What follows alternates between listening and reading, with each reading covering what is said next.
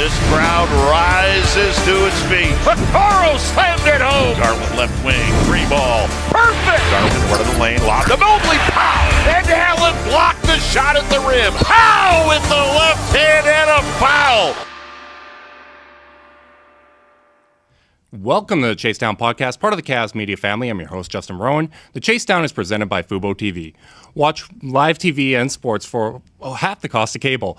There's no contract and no commitment. Try for free at FuboTV.com. Joining me today is my co-host, Carter Rodriguez, who is shaming me for botching the read. The pressure of going live, Carter. Justin, this is brutal. Every time we come here and are not in front of our screen, you try to memorize it. Wait, I was very impressed. I know. I was sitting there, I'm like, is there a prompter that I'm not seeing? I thought he nailed it. Is this how you two are? We're not nice to each other, but we do. It's a real brotherly relationship. Great. Thank you. Happy. Thank you. I don't Thank work for you. them, but I know they are. I appreciate it. I mean, we hold ourselves to a high standard, but we are very excited to be joined by you, Cassidy Hubbarth of ESPN, to talk Game 1 with the Cavs and Knicks.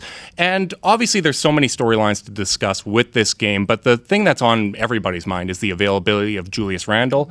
What's the latest on his availability? Yeah, well, my colleague, Adrian Wojnarowski, he reported that he's likely to play. He participated partially throughout the week.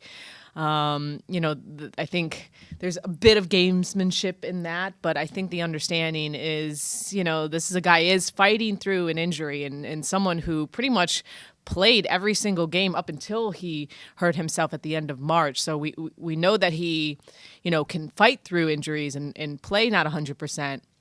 But what is that really going to look like? Because, as Evan Mobley pointed out, this team looks different than when, Julius Randle's on the floor and connecting with Jalen Brunson than when it's really on Jalen Brunson to, run the whole show. So we will see. He's going to warm up and test it out. But, as Woj reported, it's likely that he's going to give it to go. But in terms of how many minutes, I'll find that out when we speak to Tibbs pregame. Yeah, it feels like this was something that was trending this way. He's practicing a little bit more. Still no contact, but practicing a little bit more. And he's just a guy who's always been an Iron Man. And then you look at the Knicks' aspirations for this season, and this isn't a team that I would expect to think that they're not a title contender right now. And I think that makes you a little bit more palatable to get a little riskier in the first round. Because the Knicks haven't had a ton of playoff success in the last decade. So when you have a shot to go make some noise, validate your decision not to trade for a guy like Donovan Mitchell this summer, and show kind of where you are, it feels like kind of the right play. How do you think Randle changes the series for the Knicks? I mean, look, I know Jalen Brunson's the difference maker, but Julius is their best player. He's their leading scorer. He's likely going to make an All-NBA team. He's the centerpiece of it. So, without him, it's it's a tougher series. The Cavs, I think the Cavs have the best player in Donovan Mitchell, but it's Julius is the next guy there. So I guess if you want to try to figure out in comparison, how would it be if Mitchell was coming in here hobbling? Because I think this series is really quite even. That's why a lot of people have it going the distance. So it comes down to, in any playoffs, is how healthy and how good your best players are. Look, Julius, and I think the Knicks in general, as to your point, with the big storyline with Donovan thinking he was going to the Knicks basically up until he was traded to the Cavs, the Knicks really want to prove a point. And that's not just Julius. That's the guys that weren't traded for him and R.J. Barrett and Emmanuel Quickley and certainly the front office, on down, which we know with the Knicks, there's a lot of footprints and fingerprints all over from the leadership on down, throughout this organization. So, I think that's going to be a really common narrative from game to game, is just the connection between Donovan, his hometown, what could have been, and did these Knicks make the right choice? Yeah, honestly, I'm crossing my fingers. I'm hoping that Julius Randle plays and is himself for the series, because I think it's such a compelling series. I don't want injuries to be a major storyline. And I feel like this matchup between these teams, the way that they're both built for long-term success, I feel like this could be the first of many series between these teams. Obviously, the Donovan Mitchell storyline is a major one heading into this matchup. But what do you find to be the most compelling storyline between these two teams?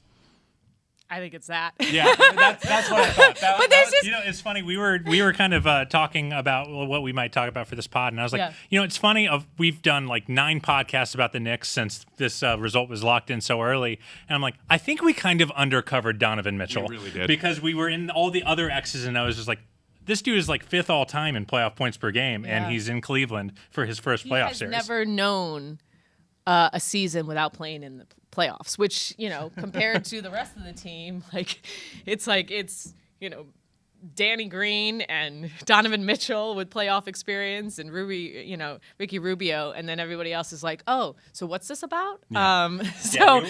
Right before we came down here, we were talking to one of our friends in the front office, and we were saying, I think Donnie is just going to spend the entire first quarter telling everyone to calm down, because it's going to be so loud here. Everyone's going to be so jacked, and he's going to have to just be that calming factor, right? And that's what he's been saying for a couple weeks now. I had their game against the Sixers about a month ago, and that's kind of what he's been telling them. Is just like, look, we got to go through this. Like in anything in life, you got to experience it and then learn from it. And so while expectations, for this team are high, I think even Donovan has admitted, there may be a ceiling for this team in this playoff run. But that's how you continue to build a contender, is that you have to go through some things. Yeah, it's kind of like a failure-based industry. You have to fail up your way up the ladder. You can't. Yeah. Nope. Very rarely you just start and then are a finals contender. And Donovan has seen so much. I mean, this guy's not just a veteran in terms of the playoffs. I mean, he is a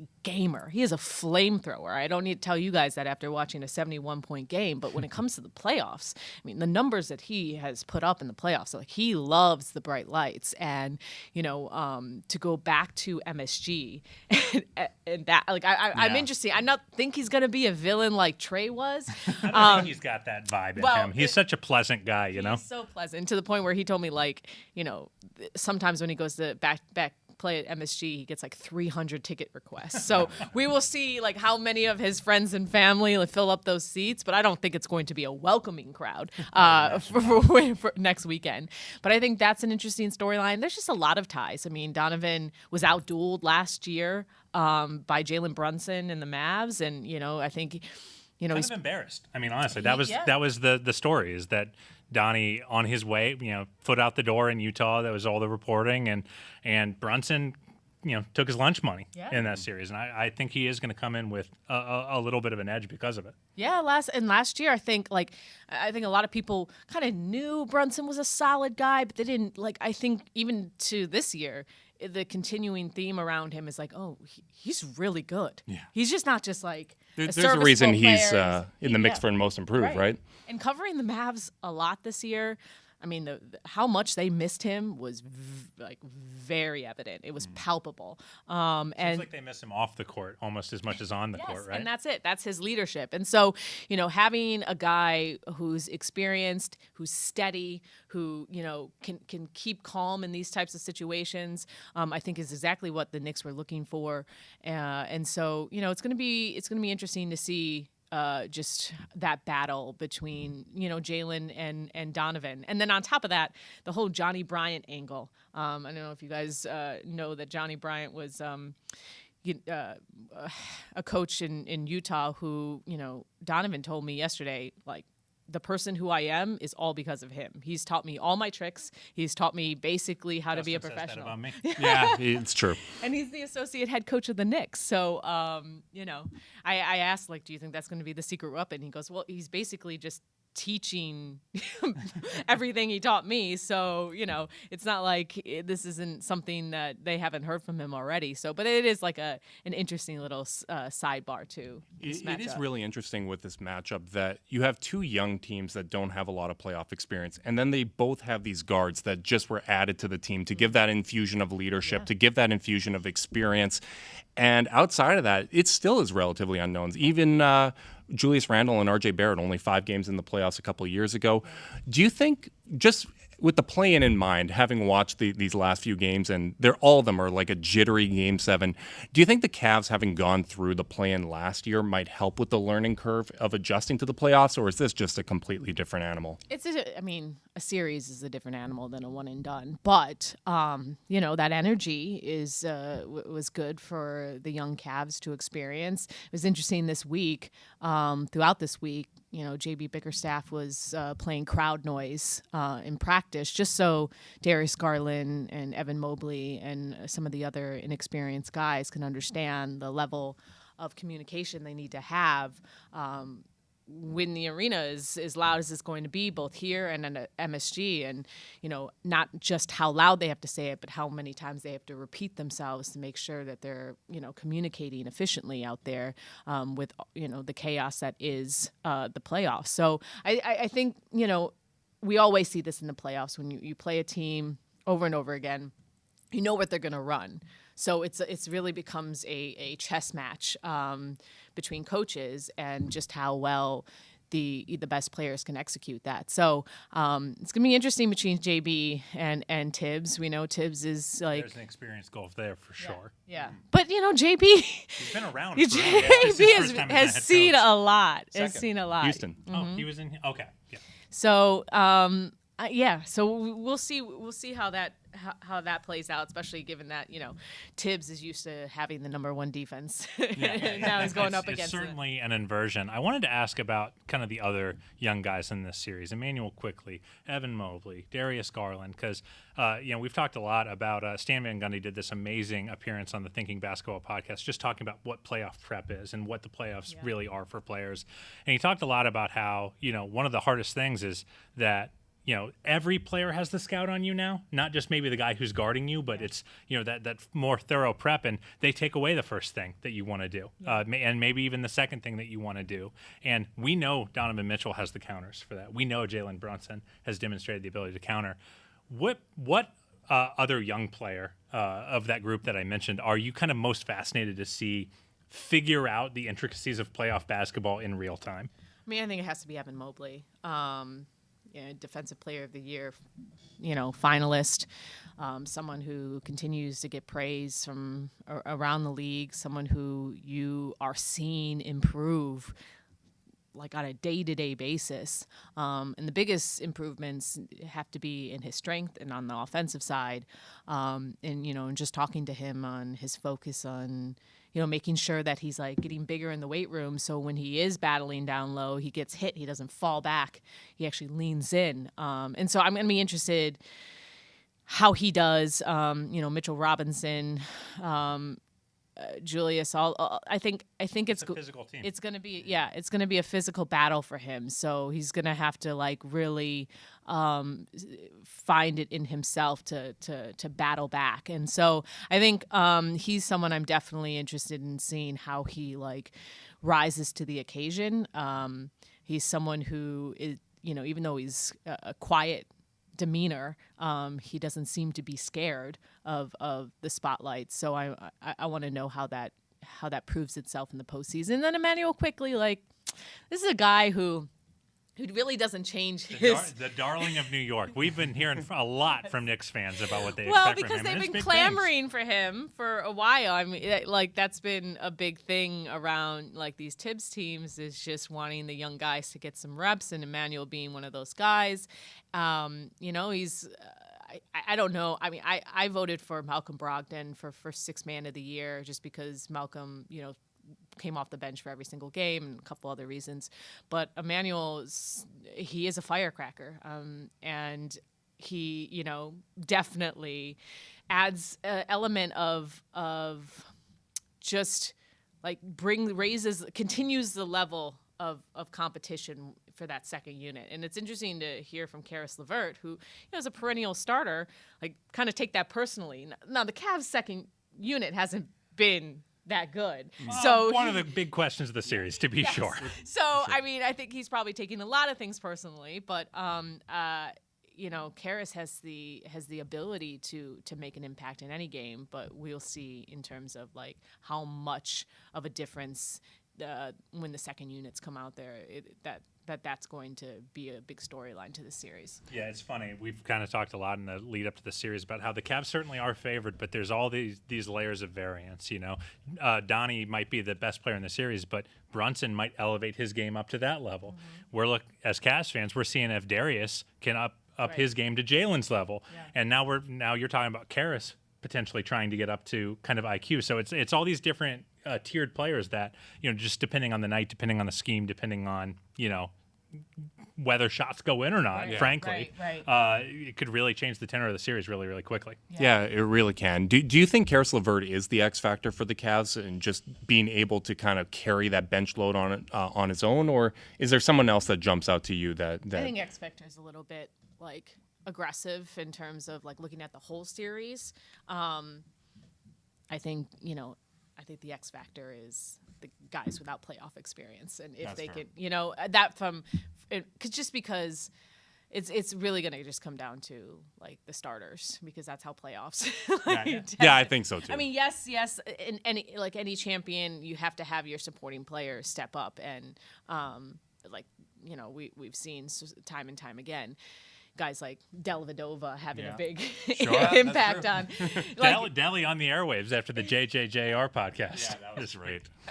But I think it comes down to specifically for the Cavs just how the inexperience is going to present itself. It's a bunch of kids. For sure. Like that. I mean, and we can talk about the Cavs' talent advantage in that starting lineup all we want, and we have ad nauseum. But if Darius has a really bad series, all of a sudden it doesn't look like such an advantage, and like they're going to have to go prove it. Yeah. I mean, Darius needs to step up. Really important to me. He is, but you also have a guy who can carry. So, I mean, if you like, it's a luxury to have Donovan Mitchell. Yes, it really that's is. what it comes Happy to down break to. that on the Chase Down podcast. The Knicks don't have a guy who can carry like that.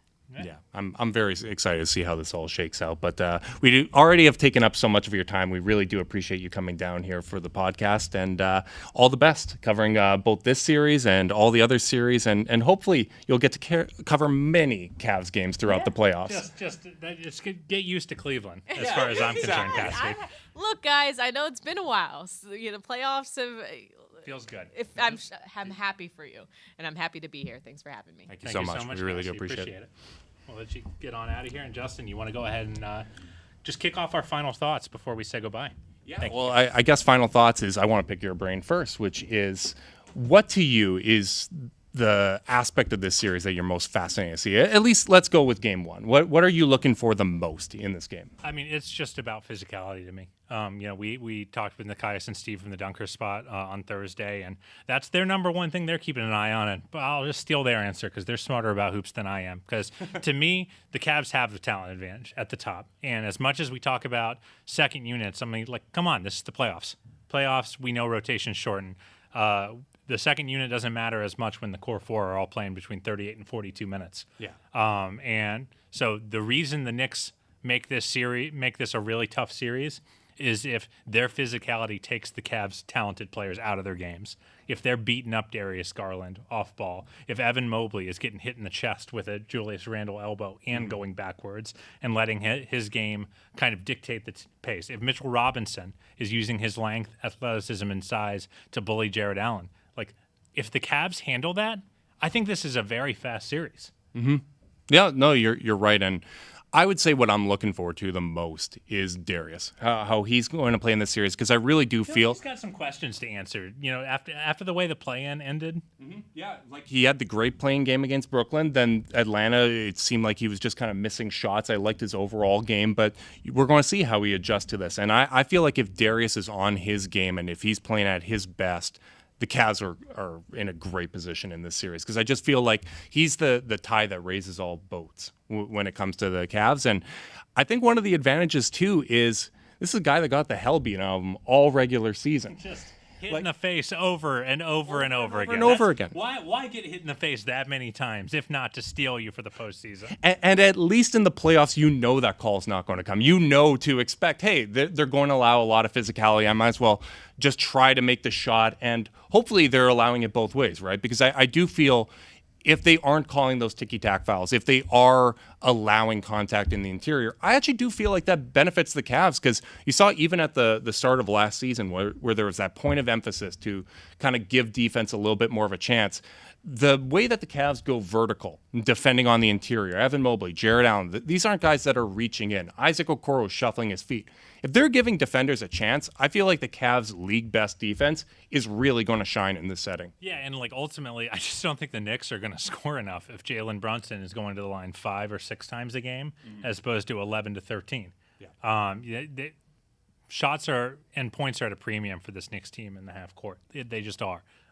Even though they have a great offensive rating for the season, they're a team whose profile doesn't look that good. They're a low assist team. Yep. They get a ton of buckets in ISO, and you go back to the reality of every player's got that scout. Everyone's getting a little bit more ready. So, like, ultimately, I'm very interested to see how those Knicks isolation scorers look with 2 weeks worth of prep on them, because the Cavs do run a little bit more offense, and sometimes that can gum you up. We've seen the Cavs do that to the Warriors in the past, but ultimately, I just think the Cavs have a few more options offensively right now. And to your Darius point, doesn't this kind of feel like the series where Darius becomes a household name if it goes the right way? I hope so. I mean, I've got my fingers crossed for that. The platform he's going to have in this series. Obviously, the matchup with Jalen Brunson, we know that's going to be a head-to-head. As much as there's conversation about Donovan Mitchell versus Jalen Brunson, these are the point guards for the series, right? And Darius is that guy that's going to orchestrate everything for the Cavs. So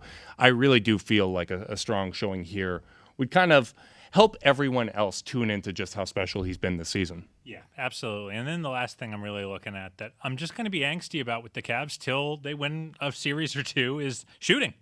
The Knicks, they're not a crazy high-volume three-point shooting team, but they have been a little bit more as the season wrapped up. Randle is one of their high-volume three-point shooters. He takes 8 a game. Brunson, I think he's going to have to juice his numbers quite a bit. And, Grimes is shooting the cover off the ball. I think he's over 50% in his last 10 games from 3. So, I feel like one of the ways the Cavs lose a playoff series to anyone is they lose the math problem. Yep. Because they don't take a ton of threes outside of their backcourt, and they make just an okay amount of them. So, we've seen it all season where if Donnie or Darius have a bad shooting game, it gets real tough to win that battle. Yep. And I feel like that's one way that the Knicks can generate points, generate momentum, which might be more important than anything.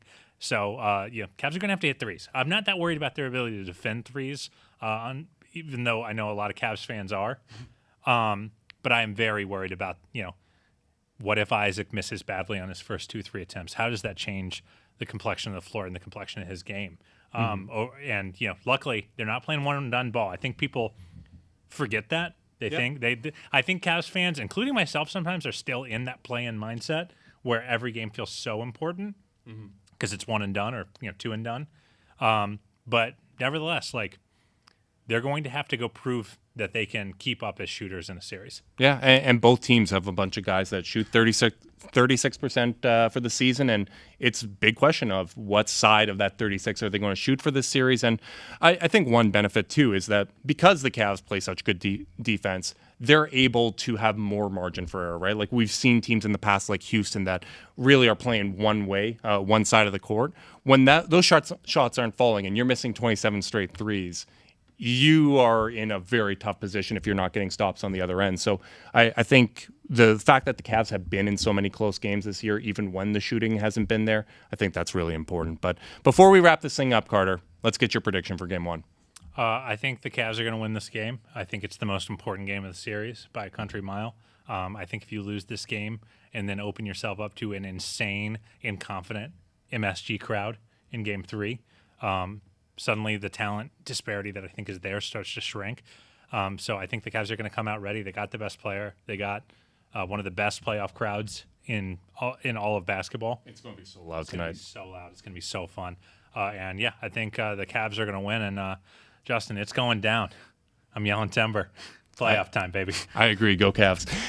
Big thanks to everyone tuning in live on YouTube. We really do appreciate all of your support. I know everybody is going to be watching. They're going to be loud, whether it's in arena or in their homes. Cannot be more excited to see Cavs basketball go to the postseason once again. This is going to be a really great time, and we will be back before Game 2 as well. Really want to thank you all for your support. If you're watching live on YouTube, make sure you like and subscribe, click the notification bell so you know when we're going live. And until next time, go Cavs.